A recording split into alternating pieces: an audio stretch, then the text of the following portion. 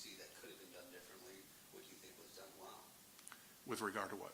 To the response last night. Well, I just have nothing but praise for Memphis Police Department, Shelby County Sheriffs, and all the law enforcement.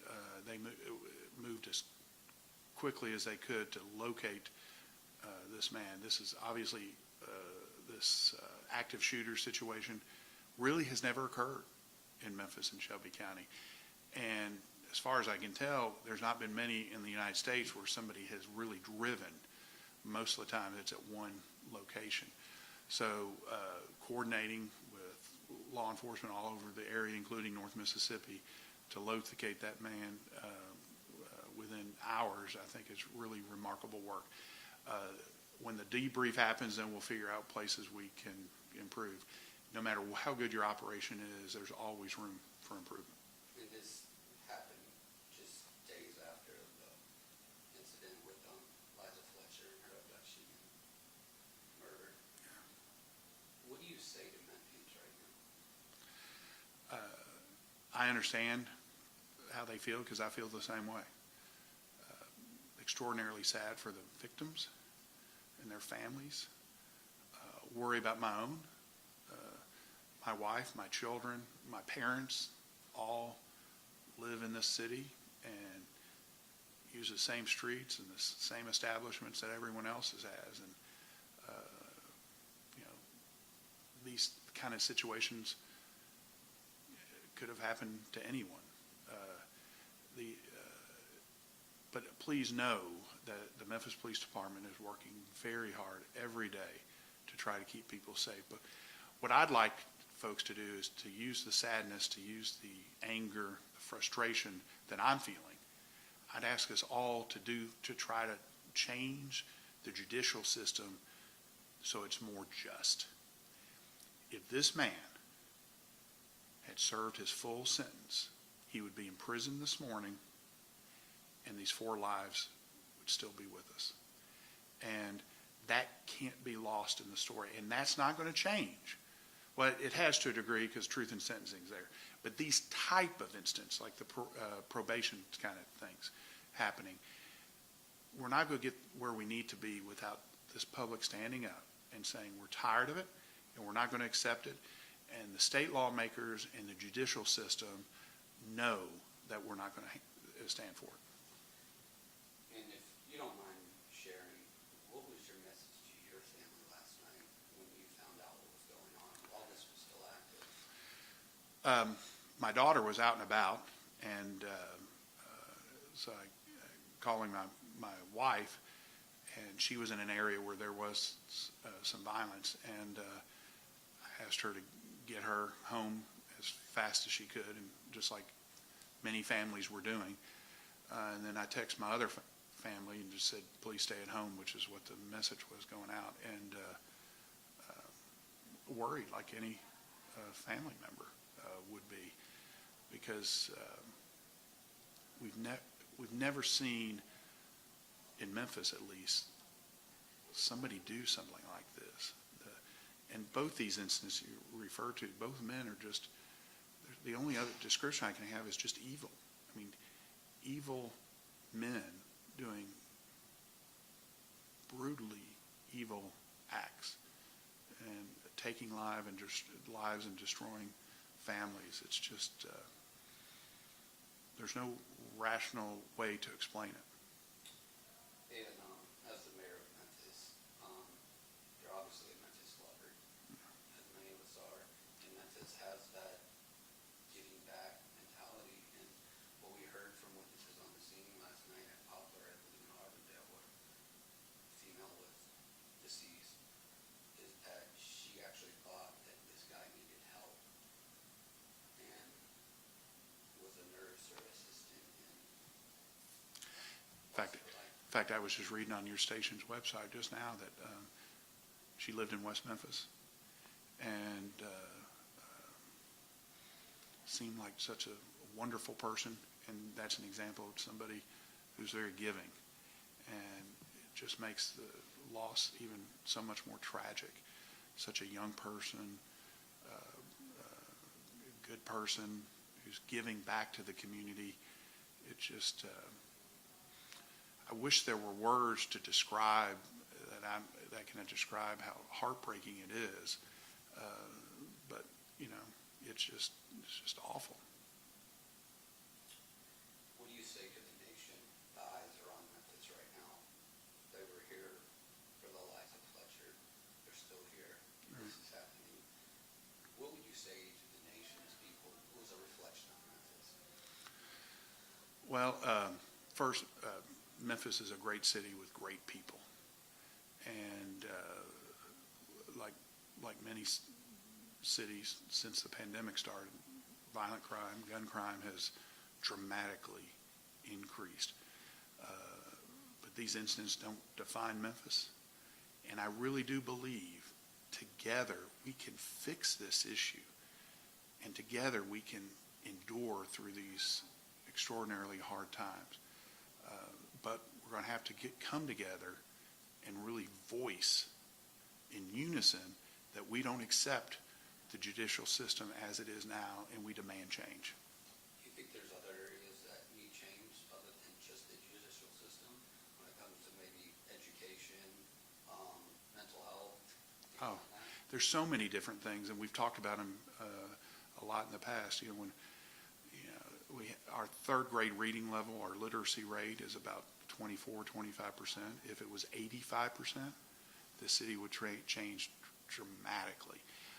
If every child had a positive role model or mentor in their life, this city would improve. The gift of literacy, the gift of quality, good adults in their life.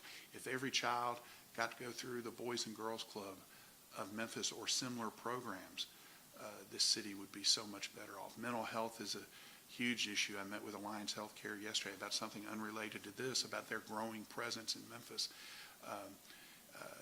There are so many people, they're not getting the treatment that they need. And, you know, we should take that seriously for the betterment of those individuals, but it also helps us. If mentally ill people can get treatment, it would help us in our quality of life throughout the city.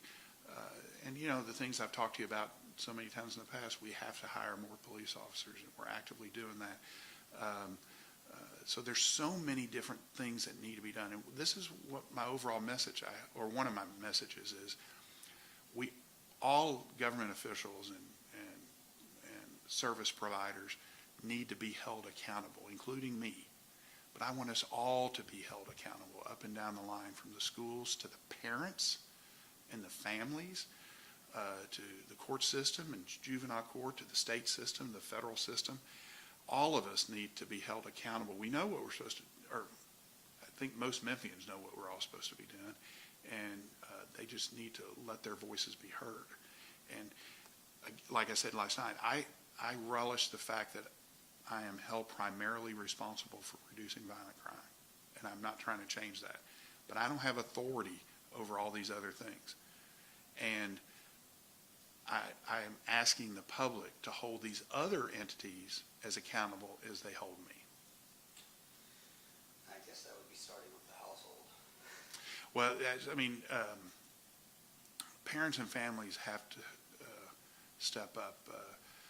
There's too many kids not in school. There's too many kids who enrolled but truant, not going to school enough.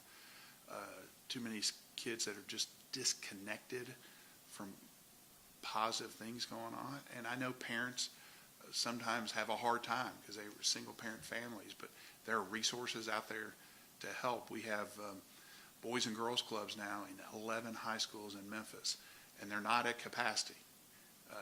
People can enroll and have their kids enroll in those programs.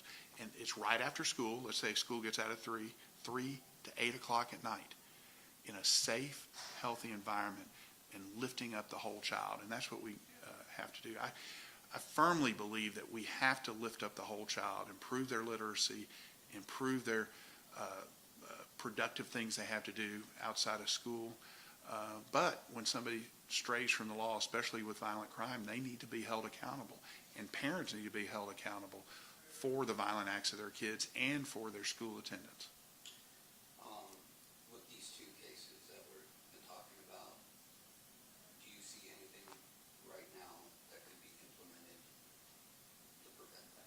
besides the truth in sentencing, besides the bail and bond? Well, the judicial system is the number one thing. There has to be a deterrent. There has to be real effect because, as I said, well, both these men were let out early from prison. Had they served their full time, these 5 individuals would be still with us. That's the number one thing. But other than that, there's not a fix that can happen the next 24 hours. Other than, Memphis police are out there working as hard as they can. And we got multiple other law enforcement agencies that have been assisting.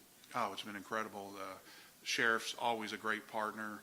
ATF, FBI, TBI, they've been all hands on deck. Just out of curiosity, is the city planning anything for a time of healing? There are different groups that are planning that we're cooperating with.